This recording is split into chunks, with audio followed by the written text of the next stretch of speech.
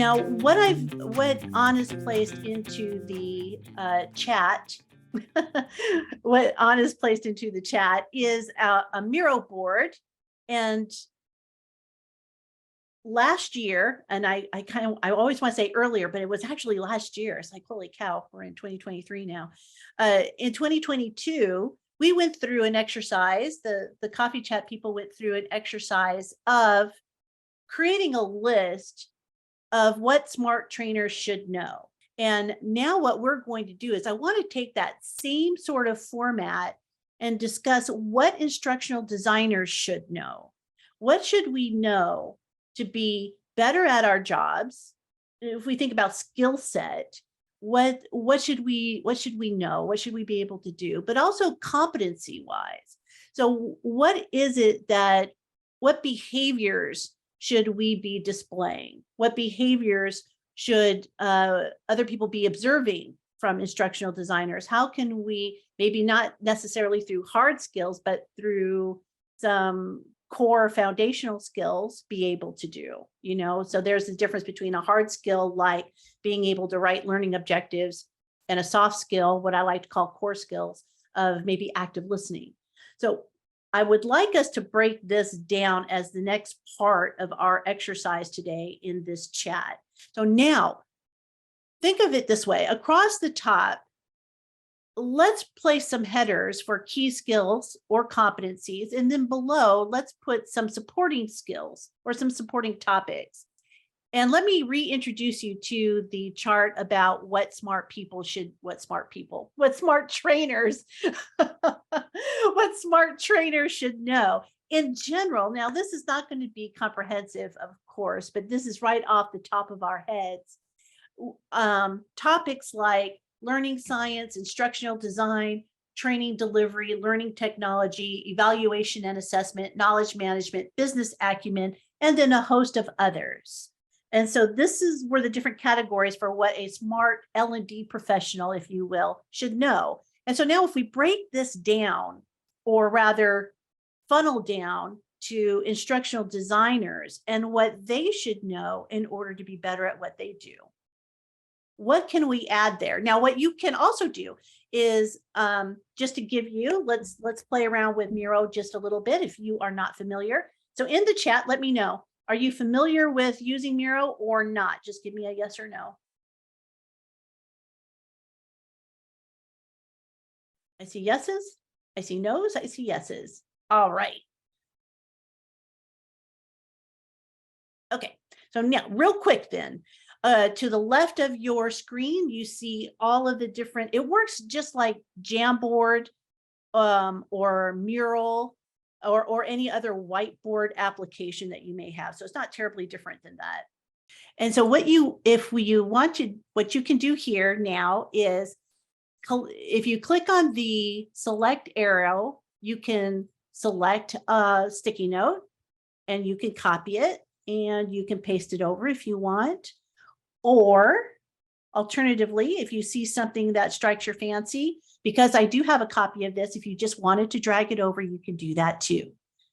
You can add your own, as some of you have already figured out. On the left hand, there's the sticky note application, and we can just kind of pop that in wherever we want, and you can type in it. Okay, so there we go. So we're back. No worries. All right. So what else are we seeing? We think human-centered design, learning technologies, learning science. And I think that there is something to be said about, data analytics. Absolutely. And I think data analytics becomes part of like a main skill that we could be using, right? The ability to analyze data, to do something with data, to be able to use data, in layman terms, to be able to use it and use it to support whatever it is that you're doing. Absolutely. Survey writing, oh, that's a good one. And we are really not very good at that sometimes. As a matter of fact, we're going to do a learn something new here in a little bit about writing survey questions. We did one last year about writing test questions, so I think doing survey questions is appropriate. Learning myths, yes, to avoid. And I believe when I think about learning myths, what I think about is learning science, is, how understanding the research behind adult learning and not taking that research at face value. So when you think about learning myths, what are you doing? So if somebody told you that that Bloom's taxonomy we really should not be using Bloom's taxonomy when it comes to writing learning objectives, and you are a Bloom's taxonomy user, it's your job to go out there and find the research that supports one idea or the other, or what's the balance in between. I find with a lot of taxonomies like Bloom's taxonomy, there's truth in there, but how we use it has become skewed over the years, right? So what's the research that supports or debunks what it is we do? I think we could do a lot more of that. I'll be the person who goes out there. Just within the past year, Shannon, I became privy to the idea that, again, Bloom's taxonomy was never posited in like a progressive triangle format, that the triangle itself is the myth, not necessarily the taxonomy. Right. Similar, and then the evidence that was put forth based on that, went all the way back to, and me being I have a background in sociology, that was my undergrad, so I learned about Maslow's hierarchy of needs, and to learn that that's sort of like an impetus to how telephone has now occurred in creating hierarchical structures in some of these learning contexts, and that the triangle fallacy is one of now the most pervasive ones. I was actually developing an e-learning style guide for my previous employer at that time, and I went directly into my style guide. I threw out the Bloom's taxonomy triangle, and based on the evidence that I was reading, they had suggested another researchers suggestion of how to visually represent the taxonomy, with like analysis as a bar on the bottom, and then all the other ones kind of as the scaffolding bars, but not showing a hierarchical construct. So meaning analysis was sort of like a foundational need to be able to do anything else. And I was like, I read through everything and I was like, okay, that makes sense to me. And there are still, to your point, values of maybe using Bloom's taxonomy as a tool. Don't have to throw it out of the toolbox. Didn't feel like I needed to, but felt then it was important not to then continue the myth of the triangle fallacy in the hierarchical construct. And so immediately did something so that I didn't leave any of the people who would come after me to then perpetuate the continuation of that myth. Right, exactly. And so now what's important is now, how do we talk about it in the future? So again, I think there's something within the instructional design job description, if you will, that talks about being good stewards of the profession.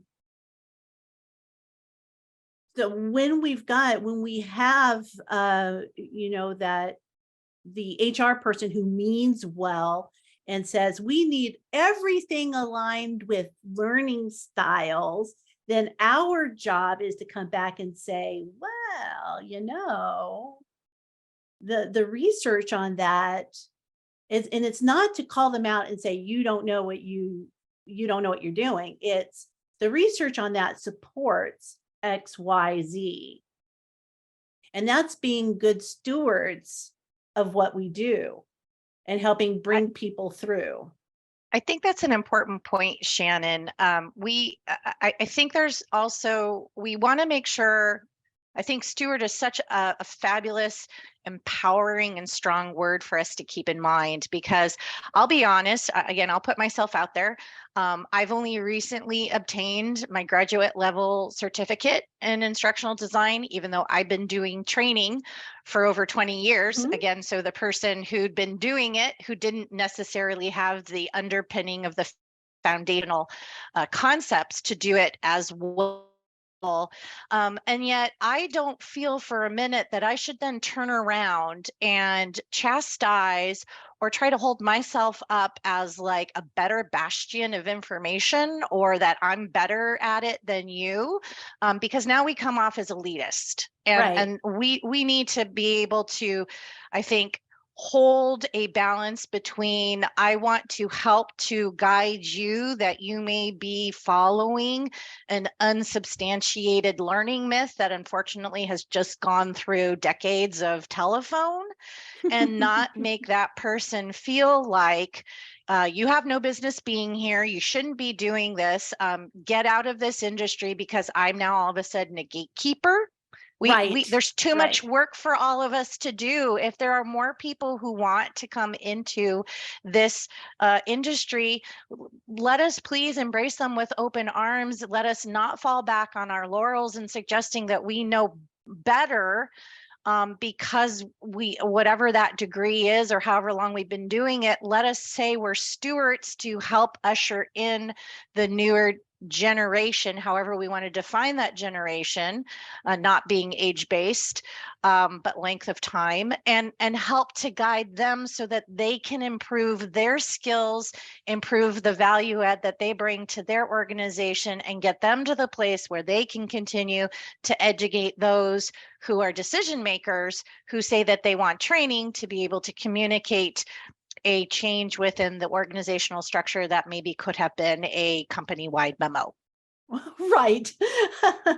Yes, and I have said this over and over again when it comes to some courses that we create, a lot of them are just a checklist, screaming to get out, or an email screaming to get out.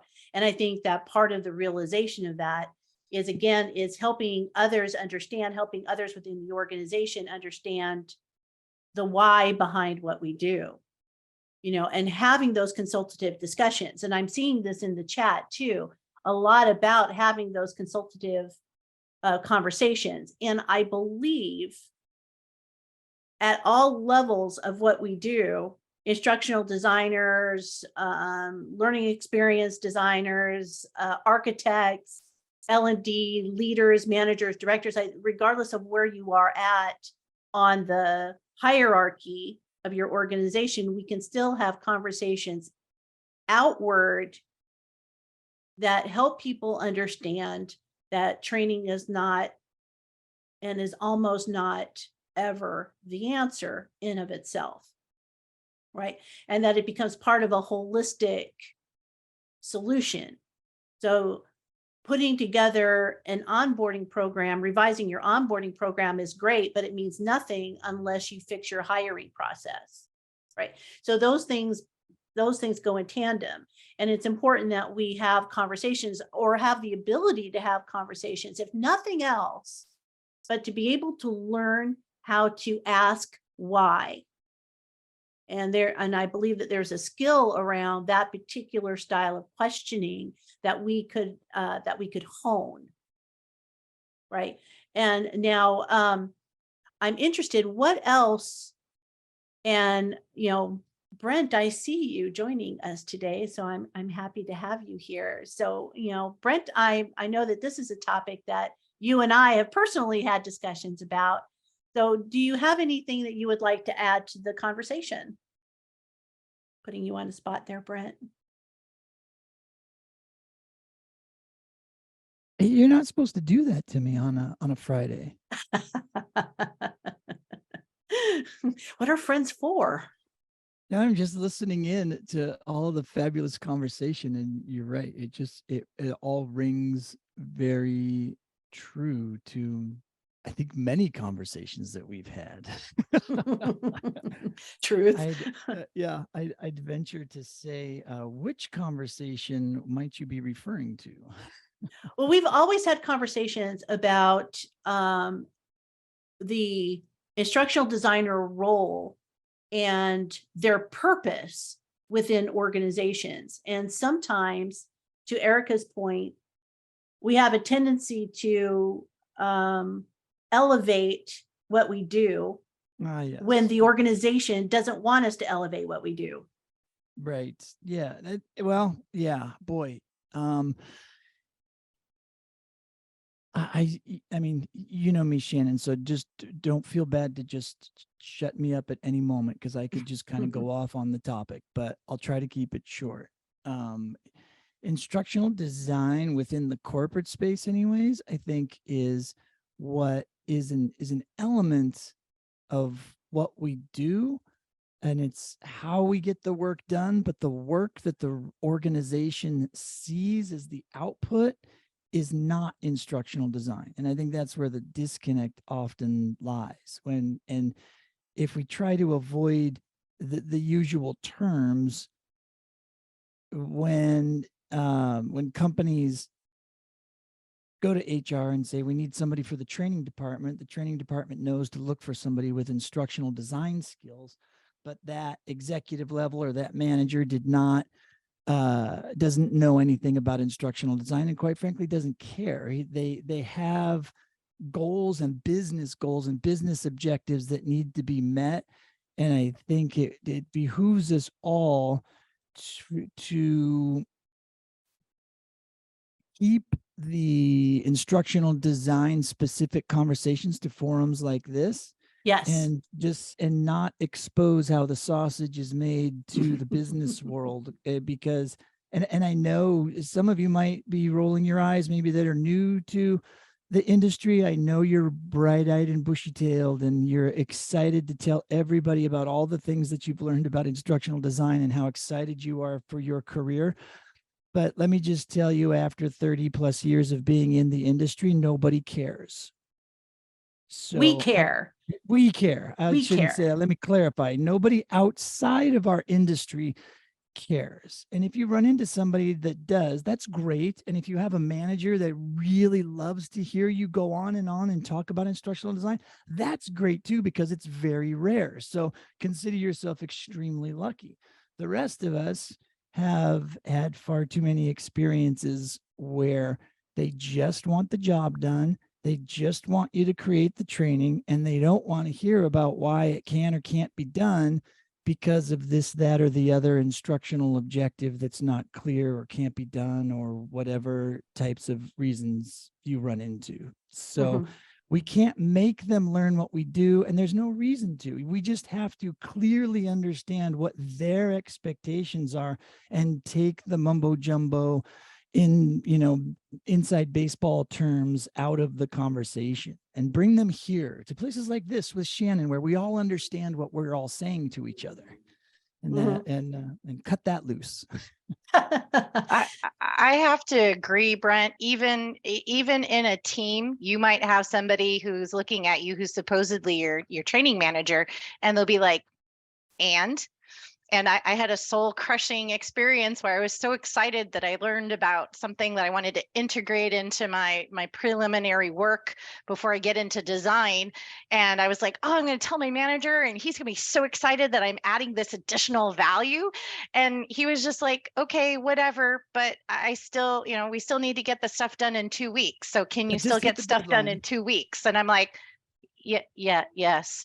And I've just learned whatever I've learned that I feel is again, that evidence-based. It makes sure that I'm going through the right process so that I'm doing right. Just do it. And don't expect fanfare, especially if you're learning something new, unless unfortunately it's a buzzword and they think it's something cool and they want to hear about it, like augmented reality or virtual reality. And that goes down a whole other wormhole of it's not the tools. it's not the shiny thing. Crushing is the appropriate term. Soul crushing, Brett. And I think we have all been on that soul crushing end of the spectrum. We've all had those experiences.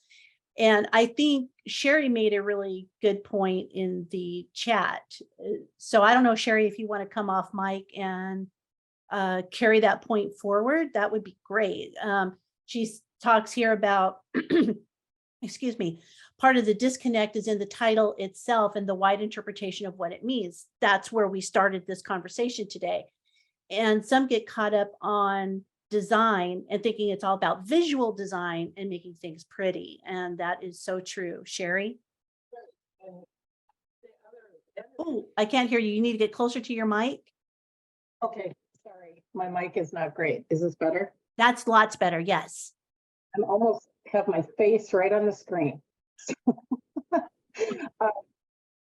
on the other end of the spectrum, I found that people think that a learning experience designer is somebody who makes motion graphics Oh, and it only does development.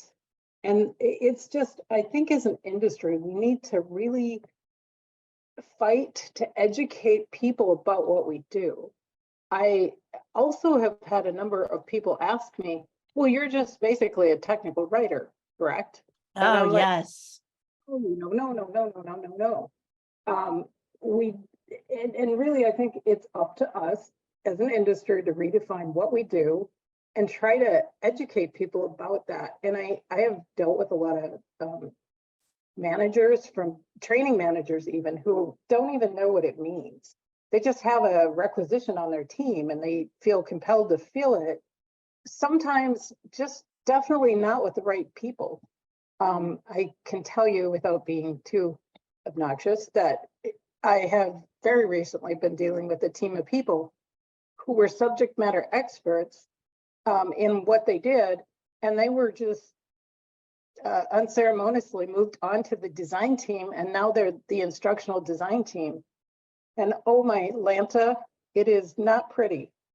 And so they've called me in to try to unweave their weave and help form their strategy for upskilling everyone and really setting the strategy for the department, because it was just a functional manager, an excellent manager, just didn't know anything about our world. Yes. Yes. Oh my gosh, if I had a dime for every time an organization turned a subject matter expert into a trainer and then left them hanging, Yeah. that's the thing, right? I feel bad for them. I really Right. do. Just creating and churning out stuff that has, it's the house that Jack built. It's like, oh, you want that? Okay, I'm going to add it in, whether or not there's any real purpose or meaning. Exactly. And this is coming from myself. I don't know how many of you started your careers as L&D professionals or in education. I did not. So I have a business background. I have an operational background, and I went into training because I was, tired of looking at spreadsheets and I wanted to help people instead. That's the short story of it. And that's where I ended up. However, I was there on my own, trying to figure it out on my own. Right. And thank goodness I was interested in learning more. Otherwise, I probably wouldn't be sitting here today. So again, it is about being helpful and informative about what we do. And we've all seen those job descriptions on LinkedIn where Brent and I are in another group together, and I shared it there, where it was a job description for a training person that literally had 40 bullets in it. 40. And it's like, clearly you have no idea what you're looking for. You're looking for the unicorn, or you just threw stuff on paper hoping that somebody met half of what you were looking for.